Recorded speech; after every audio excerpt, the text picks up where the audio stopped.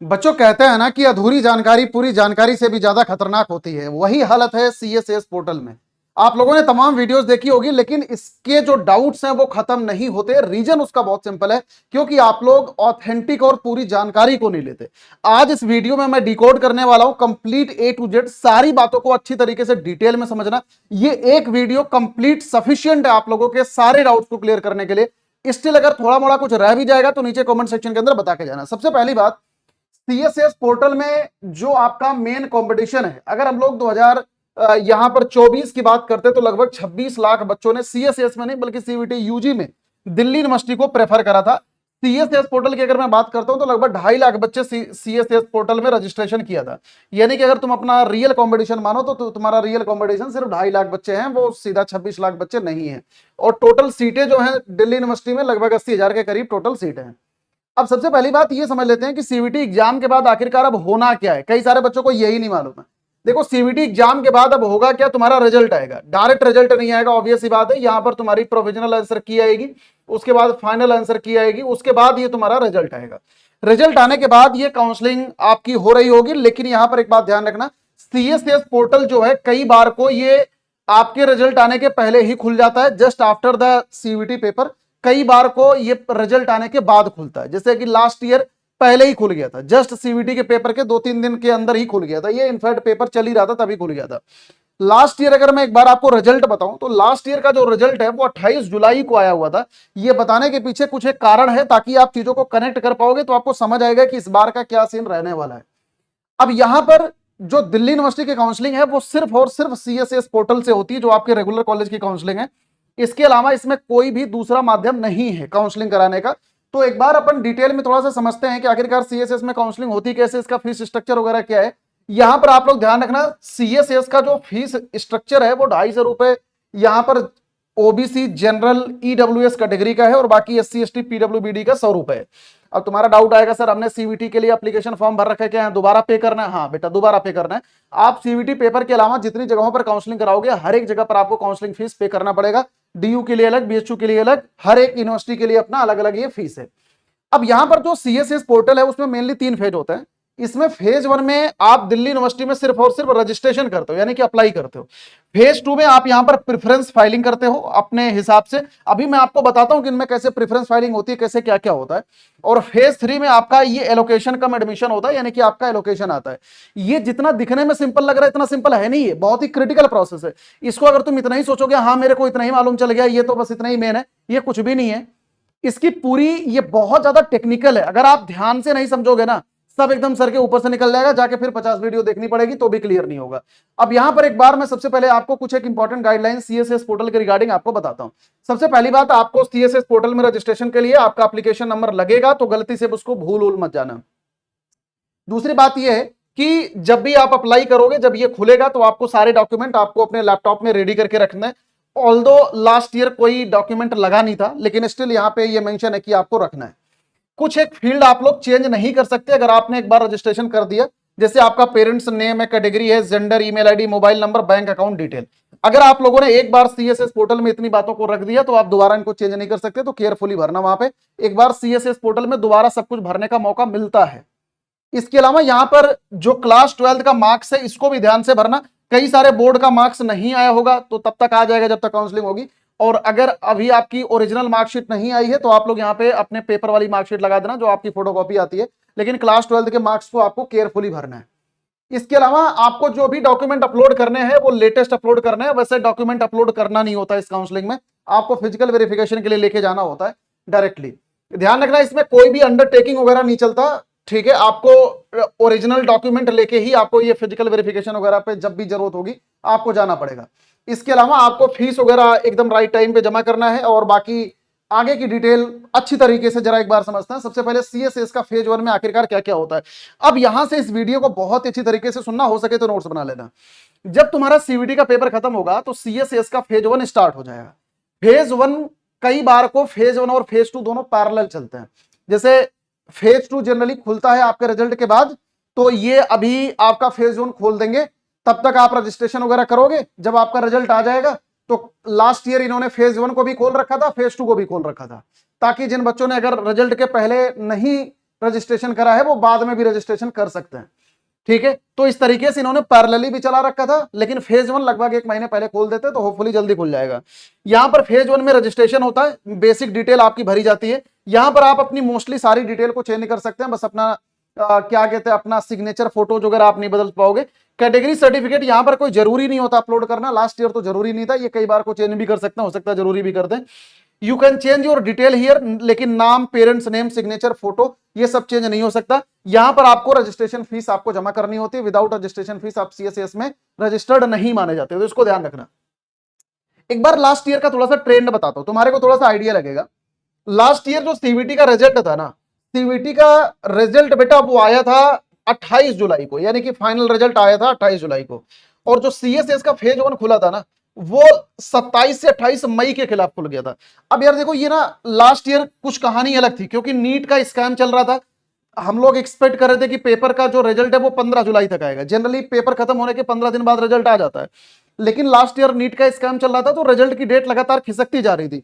तो इन्होंने सीएसएस का फेज 1 पहले ओपन कर दिया, तो फेज 2 इन्होंने ओपन करा रिजल्ट के बाद, और इस बार भी वो रिजल्ट के बाद ही ओपन होगा, लेकिन इस बार कोई स्कैम नहीं है, तो तुम लोग ये मान के चलना कि 15-20 दिन में रिजल्ट आ जाएगा। तो इस वजह से ये जो तुम्हारा रिजल्ट दिख रहा है ना, ये काफी लेट दिख रहा है, 27-28 मई को दिख रहा है, लगभग 1 महीने बाद। जनरली ये 15-20 दिन में ही आ जाता है।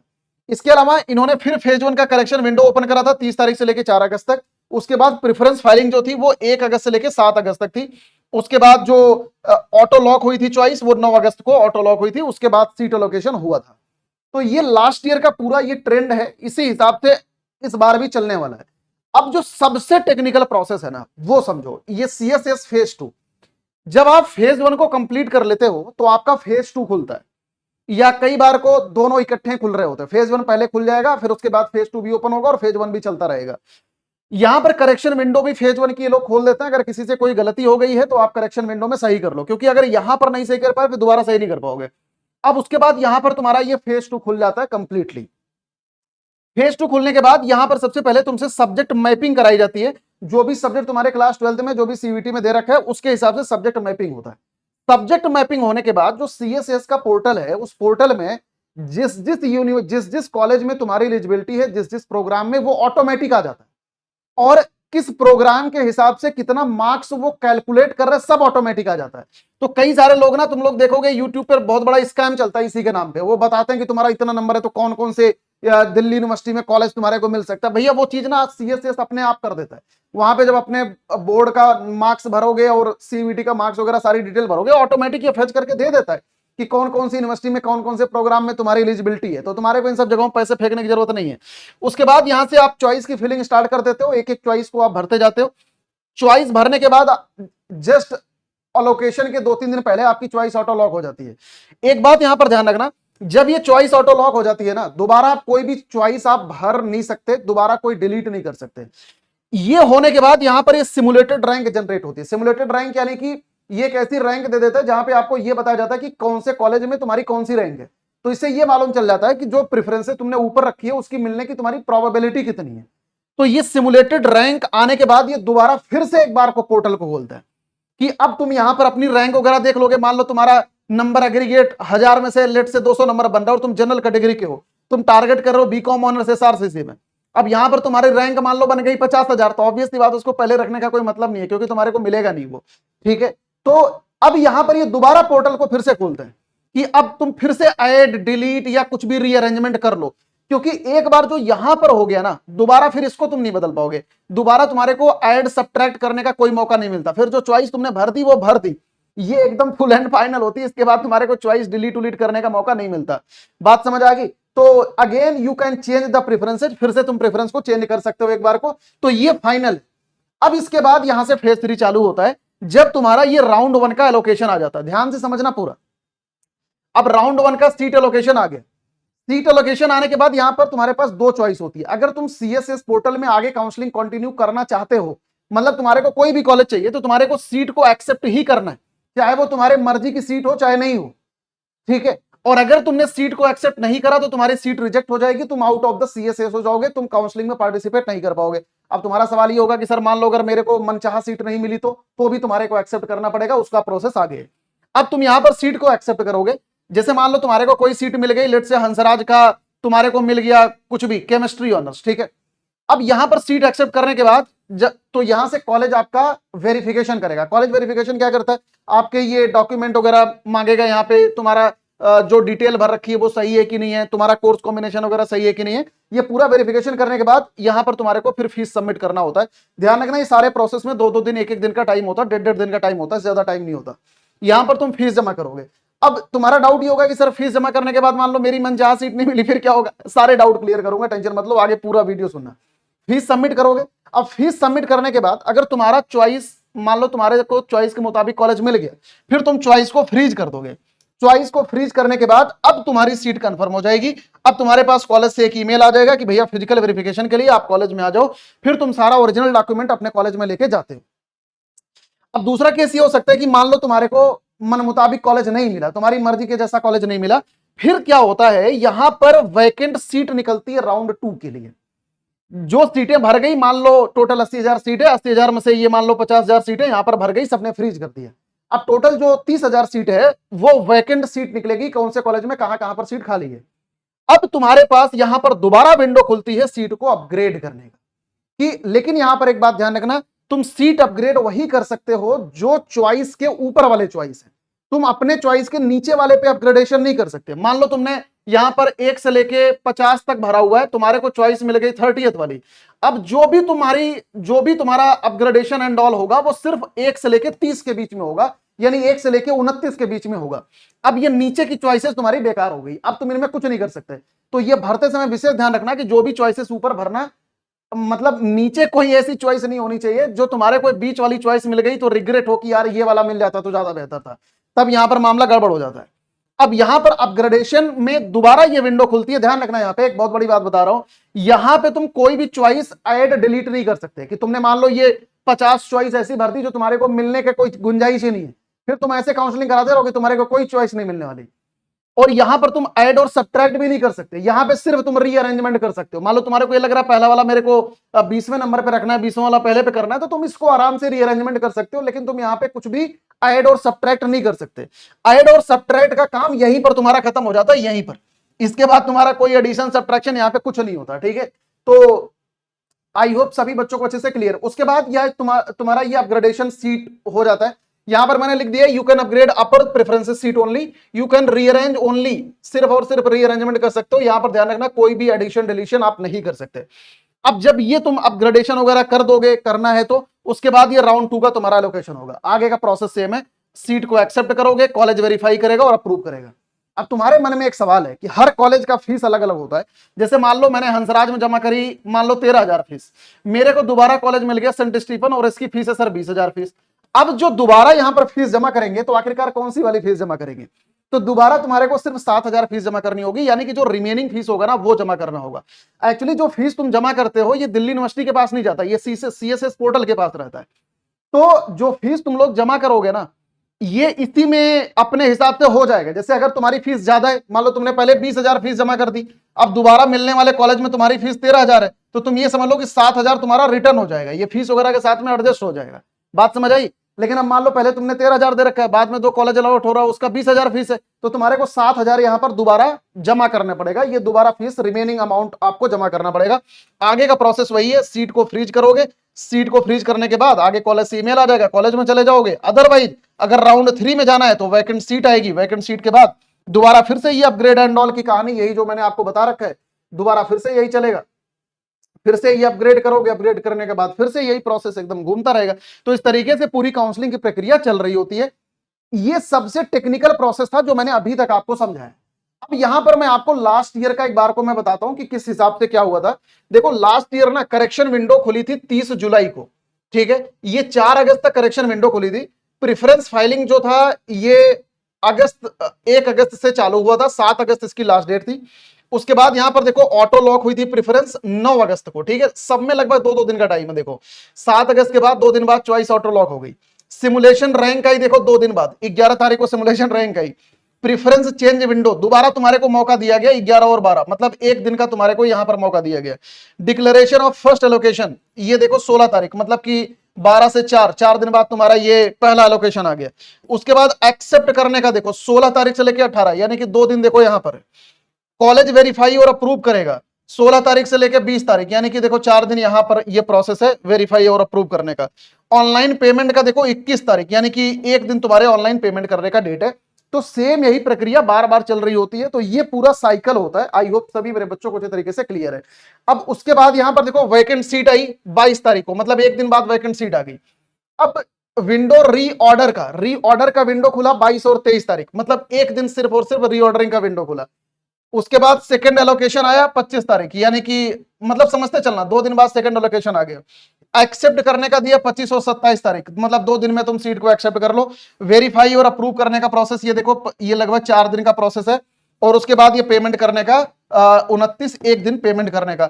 तो यही कुल मिला के अगर इसको देखोगे ना, 4 1 5 2 7 2 9 1 10, लगभग एक राउंड में 10 दिन का प्रोसेस होता है। तो ये काउंसलिंग कोई 1 2 दिन नहीं चलती, काउंसलिंग बेटा कंप्लीट होने में कम से कम 1.5 से 2 महीने लग जाता है, मॉप अप राउंड वगैरह सब कुछ होते होते। तो आपको बहुत ज्यादा पेशेंस रखना पड़ेगा, तो ये बात ध्यान रखना। अब एक बार मैं तुम्हारे को फटाफट बाकी चीजें समझा देता हूं। मेन चीज जो थी मैंने तुम्हारे को बहुत ही डिटेल में अच्छे से समझा दिया, उसको बार बार सुनना, नोट्स बना लेना। अब यहां पर सिलेक्ट कैसे करते हैं सीएसएस प्रोग्राम में, जब सीएसएस में सब्जेक्ट मैपिंग वगैरह हो जाएगी, वहां पर सारा एक साइड में दे देता है कहां कहां पर एलिजिबल हो, वहां पे तुम लोग अपना प्रोग्राम और कॉलेज कॉम्बिनेशन हर जगह पर भरते जाओगे, आराम से तुम्हारा काम हो जाएगा। अब सीएसएस में सीट एलोकेशन कैसे होता है? सीट एलोकेशन में 3 चीजें विशेष ध्यान रखता है कॉलेज। एक तो प्रोग्राम स्पेसिफिक मेरिट ये लोग बनाते हैं, उसके बाद कैटेगरी, आपका उस कैटेगरी में सीट खाली है कि नहीं, अवेलेबिलिटी ऑफ द सीट, ये आपकी कैटेगरी के हिसाब से आपको सीट अवेलेबल कराते हैं। अब यहां पर किस तरीके से आप सीट को एक्सेप्ट करते हो, मैंने आपको डिटेल में समझा दिया है कि आपको कोई भी सीट एलोकेशन होता है तो आपको सीट एक्सेप्ट ही करना होता है, नहीं करोगे तो आप बाहर हो जाओगे। ऑनलाइन अप्रूवल कॉलेज कैसे करता है? कॉलेज जब आप सीट को एक्सेप्ट कर लेते हो तो कॉलेज उसके बाद आपका डिटेल वेरीफाई करता है। कॉलेज ये वेरीफाई करता है कि प्रोग्राम स्पेसिफिक एलिजिबिलिटी आपकी सही है कि नहीं, सब्जेक्ट मैपिंग आपकी सही है कि नहीं, और जो आपने ये 12th वगैरह के नंबर भर रखे हैं ये सही है कि नहीं, और बाकी ये जो डॉक्यूमेंट वगैरह की ऑथेंटिसिटी है ये सही है कि नहीं। और कोई भी कॉलेज आपकी सीट को अगर ये अप्रूव या रिजेक्ट दोनों कर सकता है। अगर कोई भी दिक्कत है या अगर वो रिजेक्ट करेंगे तो ये बात ध्यान रखना, वो बता के रिजेक्ट करेंगे। एक्चुअली होता क्या है कि वहां पर ना क्वेरी रिस्पॉन्ड होता है, आपके आपके पोर्टल में एक ऑप्शन आता है क्वेरी का। आपको क्वेरी को बार बार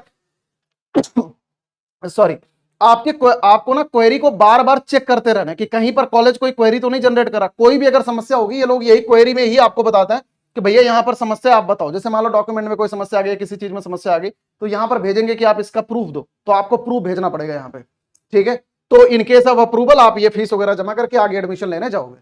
अब क्वेरी का रिस्पॉन्ड ये ध्यान रखना, मैंने यहां पर लिख रखा है मॉर्निंग, आफ्टरनून, इवनिंग, दिन में 3 बार चेक करना।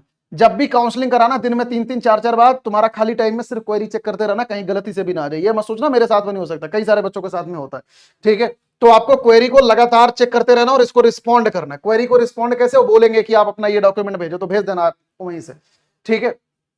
अब एडमिशन किस तरीके से होता है? जब कॉलेज अप्रूव कर देगा तो आपको एडमिशन फीस जमा करना होगा, वही मैंने आपको प्रोसेस बता दी है, तो आपका आगे एडमिशन हो जाएगा। यहां पर अपग्रेड और फ्रीज का विंडो मैंने आपको बता ही दिया है कि अपग्रेडेशन सिर्फ और सिर्फ हायर प्रेफरेंसेज में होता है। जो भी चॉइस अगर आपको अच्छा लगता है आप उसको फ्रीज करके आगे बढ़ सकते हो।